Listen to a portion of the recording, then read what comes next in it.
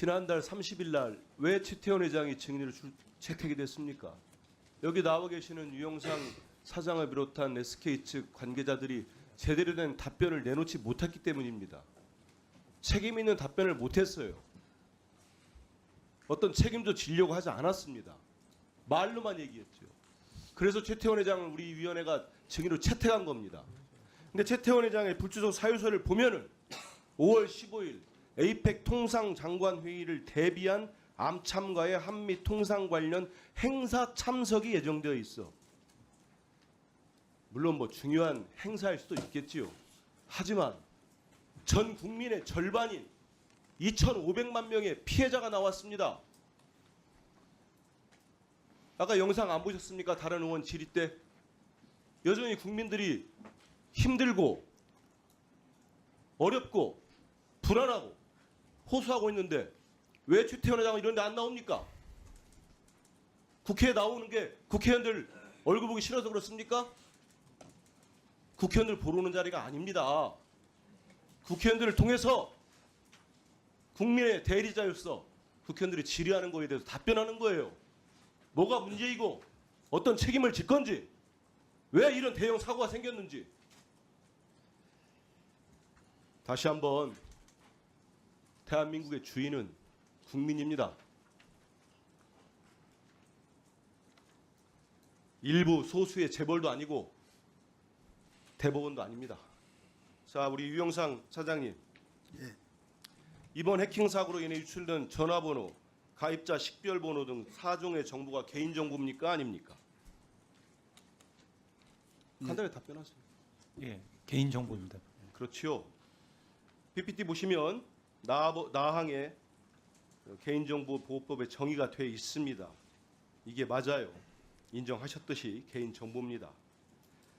우리 국민들이 이렇게 불안해하는 거는 몇 시간씩 줄을 서서 한 시라도 빨리 유심을 교체하려고 하는 거는 왜 그렇다고 보세요? 그 근본적 이유가 뭐라고 보십니까? 제가 말씀드려도 되겠습니다. 얘기해 보십시오. 뭐 그 기술적인 부분입니까, 그게? 아닙니다. 유출된 정보로 국민 여러분들이 불안감을 느끼기 때문입니다. 이 점에 대해서 근데 죄송스럽습니다. 왜 우리 유 대표님, 유 사장님 그런 얘기도 못 합니까? 아닙니다. 저도 막연한 두려움, 과도한 불안으로 치부해서는 안 됩니다. 예. 그렇지 않습니까? 예. 지금 뭐 좀 시간 지나면 잊혀지겠지. 선거 때문에 이제 과방위도 열리지 않으면 그냥 덮고 가겠지. 그런 생각하지 마십시오.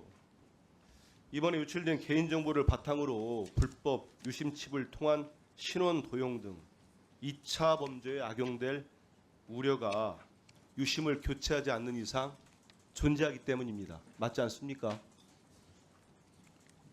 저희는 기술적으로는 유심 보호 서비스와 FDS로 사장님 알겠습니다. 가능하다고 생각하지만 예. 알겠습니다. 교체는 해드리겠다고. 지금 뭐 보니까 유심 지난 4월 30일 청문회 때도 유심 보호 서비스의 뭐 가입, 자동 가입, 유심 교체 물량 확보 여러 가지 SKT가 하는 행동 뭐 이렇게 여러 가지를 알렸어요. 하지만 지금 보니까 전체 유심 교체 고객이 이게 5월 6일 18시 기준인데 지금 별로 크게 달라지지 않았을 겁니다.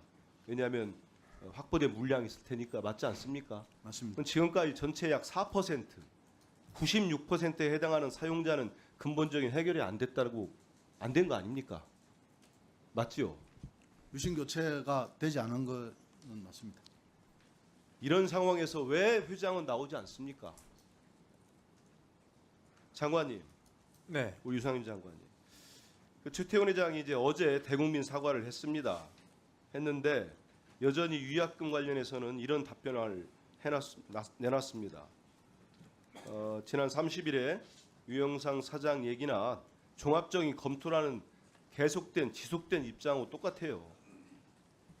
그 유약금에 관한 부분을 보니까 전기통신사업법에 따라서 우리 과기부가 이용 약관에 관한 위반 여부를 판단해야 하고 그 판단은 방통위, 개인정보 보호위, 개보위죠. 민간합동조사단의 결과를 종합적으로 검토하기 때문에 SKT가 지금처럼 저런 미온적인 태도를 갖고 있는다면 단기간에 결정될 수 있는 사안은 아닙니다. 그렇지 않습니까? 네, 그렇습니다. 그런 상황에서 우리 장관님이 지난 30일 청문회에서 이제 법률 의뢰 말씀을 하셨어요. 네. 그리고 차관께서 한 4군데 했다고 얘기를 하셨죠. 세운다고 추가적으로 하나 더. 예, 그래서 4월 30일에 로펌 세 곳에 갔고 5월 2일 날 한 군데 더 보냈다고 했습니다. 그 답변을 좀 받지 않았습니까?